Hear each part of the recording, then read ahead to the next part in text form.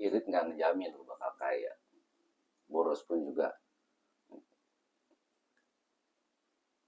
juga tidak akan lu bisa miskin. Jadi hidup tuh santai aja. Jangan lu ribet dengan uang. Gak usah.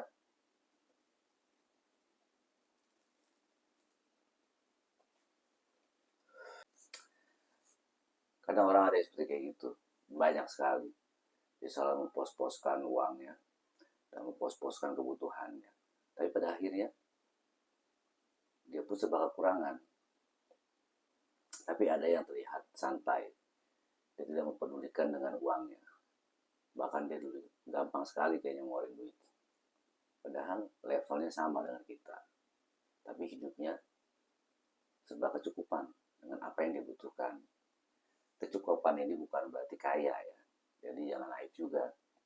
Tapi mereka tidak pernah kekurangan dengan apa yang mereka dapat. Tinggal konsep hidupnya aja kan. Manage finansial mereka masing-masing. Tapi orang tersebut tidak pernah dibudak dengan uang. Jadi apa yang dia harus makan, apa yang dia harus beli, dia tidak pernah memikirkan hal tersebut. Dia keluarkan aja uangnya. Bahkan jika sedang kumpul bareng, dia dengan mudah lebih dominan untuk membayarkan tagihan-tagihan makanan tersebut. Dan bahkan jika ada orang membutuhkan, dia dengan mudah juga untuk memberi segala macam. Orang ini tidak pernah dibudak dengan uang, tetapi hidupnya serba kecukupan. Berbeda dengan orang yang irit. Dia sangat irit, dan bahkan untuk hidupnya sendiri, untuk makannya sendiri irit. Tapi hidupnya serba kekurangan.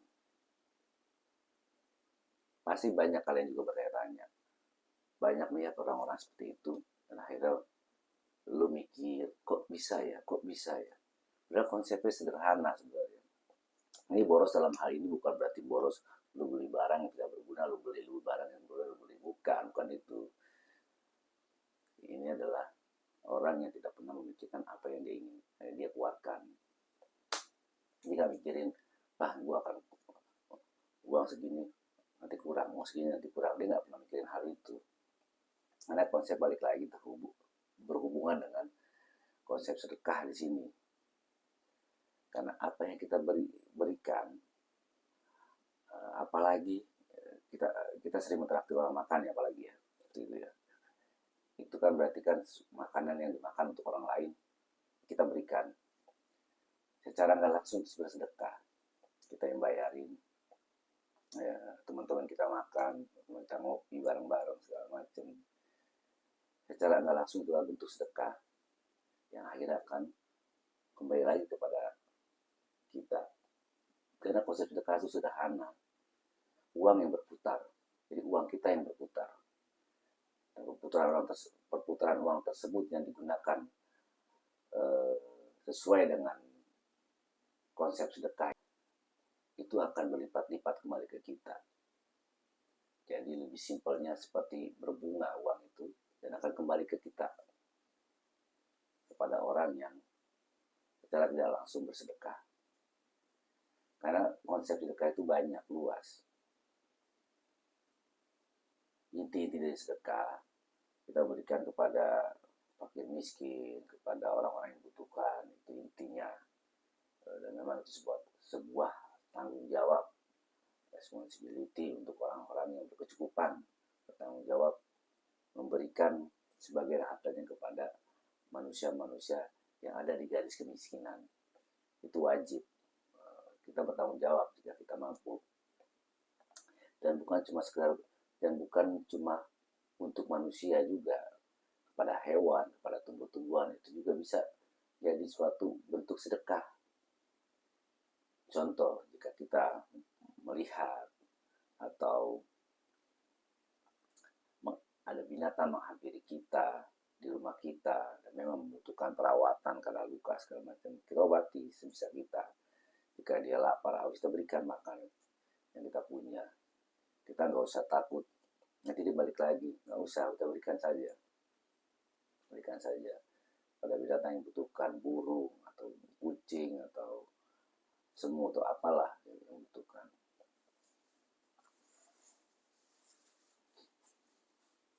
Tumbuh-tumbuhan juga seperti itu. Tumbuh-tumbuhan juga makhluk hidup. Jika kita punya tumbuh-tumbuhan di depan rumah kita, rawat tumbuh-tumbuhan tersebut. Jangan disia-siakan hingga dia layu segala macam dan akhirnya mati.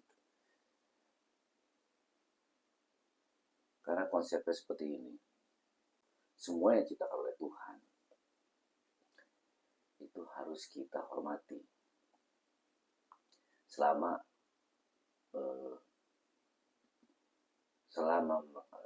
selama binatang atau tumbuh-tumbuhan itu tidak mengganggu kehidupan kita, kita harus hormati dan kita harus jaga. Contohnya kayak gini aja, lu punya suatu karya, lu produk gitu kan, yang lu ciptakan, lu buat dengan hasil karya sendiri. Tiba-tiba dipinjam produk lu oleh kawan lu, dan dipinjam tapi disia-siakan, akhirnya rusak. Bagaimana perasaan lu? Pasti lu akan kecewa. Lu akan kecewa dan sakit hati. Bahkan lu gak akan percaya lagi sama temen lu kan. Begitu juga dengan Tuhan. Tuhan menciptakan tumbuh-tumbuhan. Dan lu pelihara tumbuh-tumbuhan itu di lingkungan lu untuk mempercantik rumah lu. Tapi lu sia-siain. Tuhan juga akan benci. Dan lu pelihara binatang tapi lu gak rawat. Atau ada binatang yang lewat di lingkungan rumah lu, tapi lu usir, bahkan lu tendang segala macam, Tuhan akan benci hal tersebut. Karena apa yang diciptakan lu sudah menghinanya. Lu menghina makhluk Tuhan secara tidak langsung. Jadi konsep dari perilaku yang kita lihat seperti boros, tapi sebenarnya itu bukan boros. Karena boros memang ada yang negatif, tapi ada yang positif.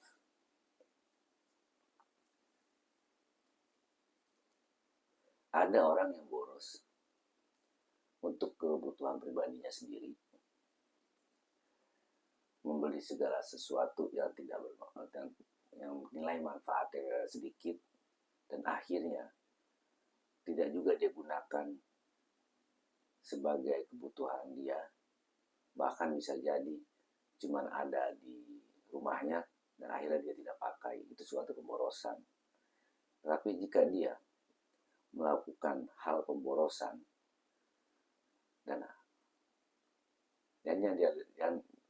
yang dia lakukan bermanfaat untuk orang lain, itu adalah sebuah bentuk dari sedekah.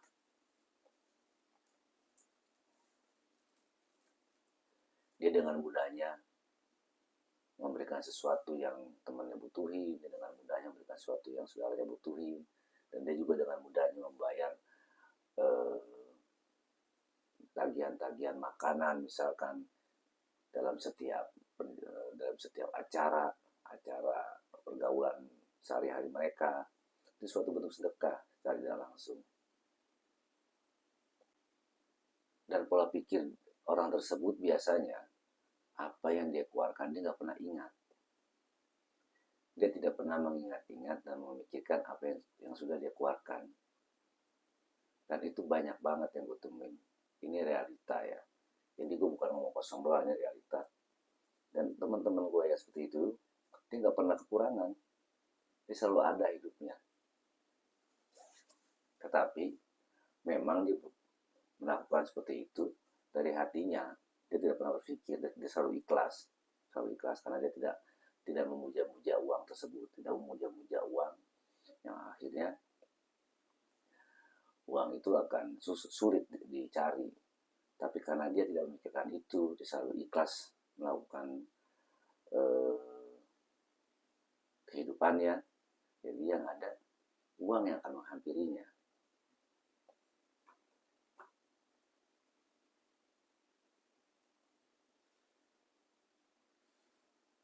Jadi hidup ini nggak usah dibikin ribet. Karena banyak orang-orang yang hebat pun di luar sana, dia tidak pernah memikirkan hal-hal tersebut. Dia tidak pernah memikirkan apa yang dia dapat. Jadi jika lu mengeluarkan sebagian uang lu setiap hari, jangan pernah lu berpikir atau lu hitung-hitungan dalam kesehari-harian lu mengeluarkan uang. Jangan, karena itu akan membelenggu otak lu sehingga lu terkuras pikiran lu untuk berpikir, mencari dan mencari. Karena jika lu jalani itu dengan ikhlas dan lu menikmati apa yang lu dapat, dan lu juga menservis tubuh lu, dan sudah, maka uang itu akan datang sendirinya kepada kita. Jadi konsepnya kayak seperti itu konsepnya.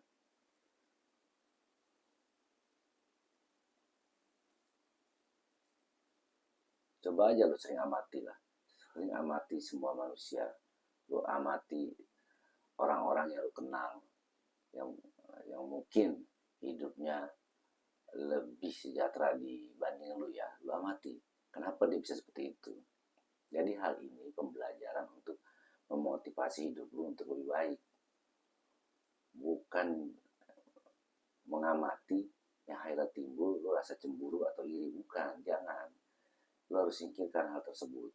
Lu harus mengamati, mempelajari orang lain yang lebih sukses dari lu, yang lebih sejahtera, untuk lu ambil ilmunya, bagaimana pola pikir dia, bagaimana tingkah lakunya, dan bagaimana memanage finansialnya, dan bagaimana orang tersebut bisa mempunyai sifat-sifat ikhlas dalam kehidupannya. Itu yang lu harus pelajari, dan lu contoh lu ambil untuk diri lu lakuin yang baik, lu lakuin.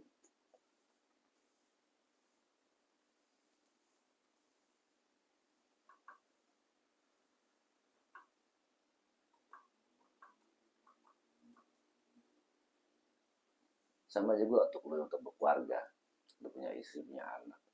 Jika istri lu pengen sesuatu, anak lu pengen sesuatu, kasih. Jangan lu pikirin jika mereka, ya biasalah kehidupan rumah tangga ya, setiap weekend pengen makan enak segala macam, berikan. Jangan lu pikirin lagi, lu berpikir besok dibagi gimana, jangan. Lu berikan, karena itu juga bentuk sedekah lu kepada istri dan anak lu. Jadi banyak konsep sedekah tuh, banyak. Gak cuma harus lu kumpulkan orang fakir miskin terus lu berikan uang sebagian harta lu, bukan itu konsep dasar dari sedekah. Dan memang itu adalah kewajiban, seperti gue ulang lagi kalimat gue yang sebelumnya, kewajiban kita bagi yang mampu untuk membantu mereka gitu kan. Tetapi lu punya keluarga inti di sini, dan lu juga bisa bersedekah untuk keluarga inti lu. Jangan lu pelit-pelit kepada istri, pada anak, jangan. Apalagi dalam hal makanan, jangan. Anak minta ini, belikan. Untuk makanan yang sehat, belikan. Jangan lu mikirin, mahal, jangan lu pikirin itu. Lu kerja, capek, dan lu berikan sebagian uang lu untuk kesenangan anak-anak lu. Lu pasti bangga. Lu bangga sebagai bapak, lu pasti bangga. Jangan lu pikirin, berikan, jangan pelit sama anak-anak, jangan pelit, berikan. Karena uang tersebut akan mutar sendirinya. Dan Tuhan juga tahu, karena Tuhan tidak melihat fisik kita, yang dilihat adalah isi hati kita. Keikhlasan kita dalam membangun keharmonisan keluarga kita, membangun silaturahmi dengan teman-teman kita, membangun silaturahmi dengan saudara-saudara kita, tuh hati kita dilihat. Apalagi jika ada keluarga atau saudara yang lagi kesulitan, jangan cuma dibicarakan, datangi. Dan apa yang bisa bantu mereka.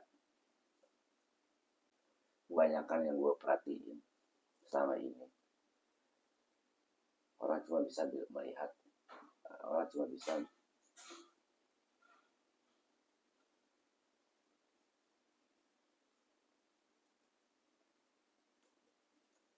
bisa berbicara kasihan, tapi tanpa ada actionnya. Action lah, jika ada keluarga lu, saudara lu yang kesusahan, action lah. Kalau perlu lu rembukan kepada semua keluarga lu untuk membantu orang yang saudara lu yang susah. Jangan cuma dibicarakan kasihan, jangan. Karena itu adalah tanggung jawab lu untuk saudara-saudara lu yang gak mampu atau yang sedang ada kesulitan.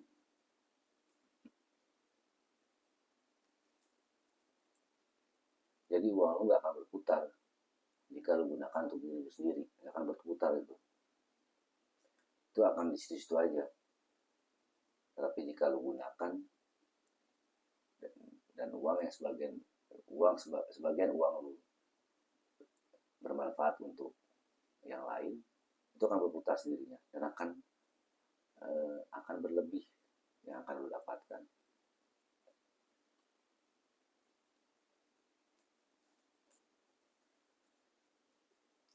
Jadi jangan pernah takut dan berpikir dalam membantu orang, apalagi dalam hal makanan. Jangan pernah berpikir, berikan. Karena itu akan datang lagi ke kita melalui perantara yang Tuhan tugaskan untuk membantu kita. Karena Tuhan menciptakan manusia itu untuk saling membantu, untuk saling berbagi. Manusia tidak bisa berdiri sendiri.